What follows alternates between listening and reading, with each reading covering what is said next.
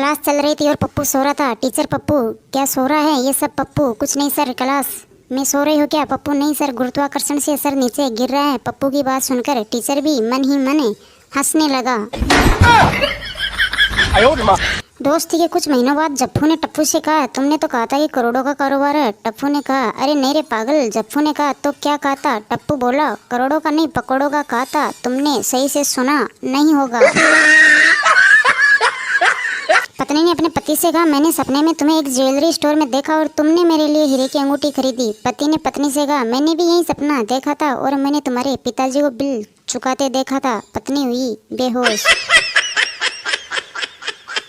Master जी ने बच्चों को बताया, खाना खाने से पहले सभी बच्चों को अपने हाथ धोने चाहिए। चिंटू बोला, लेकिन मैं तो खाना खाने के बाद हाथ धोता हूँ। मास्टर जी बोला, ऐसा क्यों? चिंटू बोला, ताकि मोबाइल पर दाग न पड़ जाए।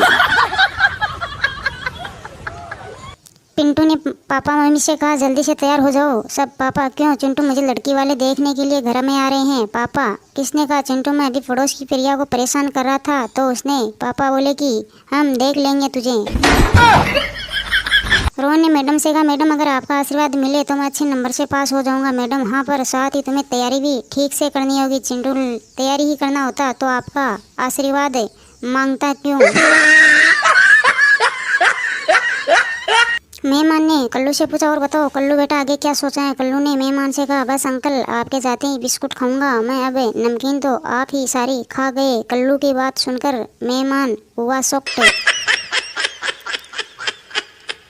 बारिश में औरतों का मूड कैसा रहता है? अमीर औरतें बोलते, चलो लॉन्ग ड्राइव चलते हैं, मज़ा आएगा। मिडिल क्लास औरतें बोलती हैं, चलो पकोड़े खाते हैं, मज़ा आएगा। हमारे घर का हाल, कमरे में रस्सी बांध दो, कपड़े सुखाने हैं। पप्पू 15 मिनट में ही पेपर छोड़कर चलने लगा तो टीचर ने पप्पू से पूछा, क्या हुआ, पेपर नहीं आता क्या? पप्पू ने टीचर को जवाब दिया, वो बात नहीं है, मुझे अगले पेपर की तैयारी करनी है। पप्पू की बात सुनकर टीचर के उड़े तोते